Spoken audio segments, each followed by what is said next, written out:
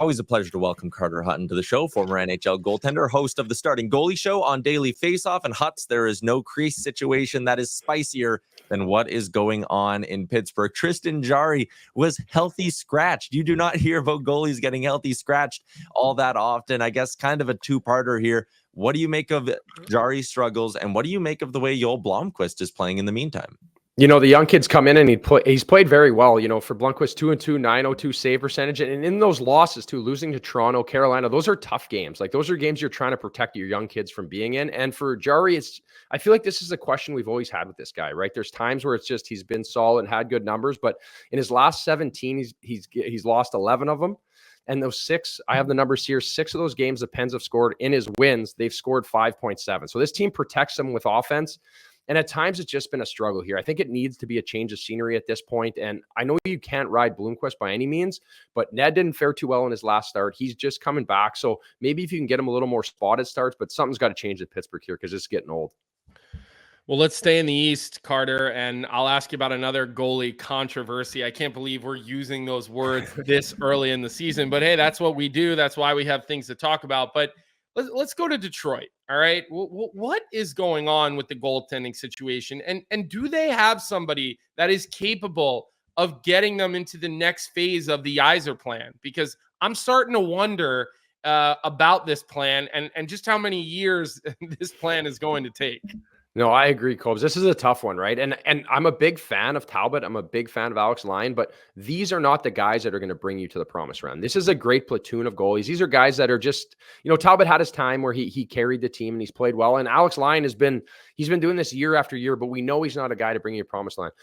Obviously, the signing of Ville Husso is a killer right now. You look at him, he gets one game, then he gets sent down, put on waivers. Jack Campbell is in the program. Who knows what he's dealing with? But for the Red Wings, they need to find a guy and they need to find a goalie fast because I think at this point, the way this team is built, it's just not going as planned. And I think you can ride the platoon of Alex Lyon and Cam Talbot, but I just don't think this is a team that's going to get you to the playoffs. Or if they do get in, they're not going to make any noise with these two. All right, well, let's move around to the West for a minute, and let's look at Askarov. He's 2 shutouts for, the San Jose Barracuda, which I'm pumped about. Johnny McCarthy, their head coach, former teammate of mine. But should he be done with the American League? You rarely ever hear a general manager or a hockey management type of person say there's a such thing as too much seasoning in the minors. But with a guy like him, is it time to just let him come up and see if he can help this San Jose team that does look like they're a little bit of a mess defensively? Yeah, that's the biggest question mark here, right? In those shutouts, 22 saves, 26, not as busy as he's going to be when it comes to San Jose. But at this point, the Sharks are 0-4-2, right? They don't even have a win in regulation. So this is where I think giving him the chance, especially with his demeanor, right? This is a guy that has almost the arrogance, right? You see him win games. He's shutting the net down. And Blackwood hasn't been great. 875 save percentage. Vanek, 884. And these are goalies that I believe can carry the luggage, but at the same time, this San Jose team needs a spark, and maybe this is the guy. And at some point, I think you need to bet on him. And if you want him to try to grow, even if you get him up and get him in a few games and it doesn't go well, you can always send him back. But I think at this point, there's really no harm in trying. Just to follow up on San Jose, you mentioned Vanek and Blackwood. Their numbers are not good, but again, it's San Jose. If you were a contending team, let's look at Colorado. I don't think Pittsburgh wants to add another name to the mix, but again, they're a team with goalie problems right now. If you were a contending team who, for whatever reason, started to go look to bring in a goalie, would either of Vanek or Blackwood interest you? Could either of them be good on a better team? Yeah, Blackwood's the guy for me. I think Blackwood has a huge upside, right? I'm a little biased. He's a Thunder Bay boy where I'm from, but this is a guy that's a big body and he hasn't really played in a protected system. So he is a guy that I think has a lot of leverage and he could be moved out. And Vanek fits as a good 1B. He can be a backup. He can play decent minutes. So I think he would be the guy that San Jose would want to keep, where maybe you can move Blackwood on. Maybe you talk about Pittsburgh. Maybe you talk about Colorado. Where could he end up? I think that's a move that would make sense. I think they were hoping Blackwood would grow into more of a number one guy there. But I just think the way San Jose defends, and I have it here, 153 chances against in these 6 games, and the league average is 122. So think how many extra scoring chances they're giving up 5-on-5 that these goalies are getting exposed to. So Askarov is going to get a rude awakening when he gets to the NHL, but he's got the skill set to hopefully, get it done.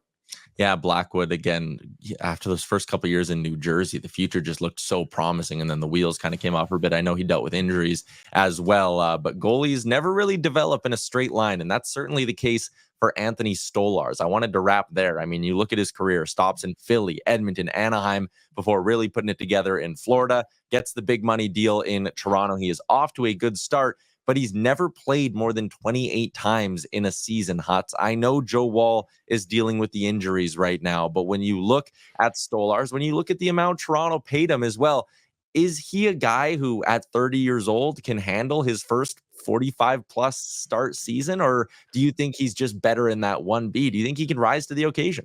This is similar to me. I played, I think my last year in St. Louis, I played 35 games, had a big year, similar what went on with him. And then I got moved on and I ended up really struggling playing all the time, right? The physical demand. But for Stolarz at his age, you never know, right? These are the unknowns. And I think with Joseph Woll, and I also think with Anthony Stolarz, why he went to Toronto is knowing the situation with Woll and where he was at, that there was this potential for this, right? There was a potential for injury. There was a potential for him when he got the keys to the castle, he's going to struggle with it.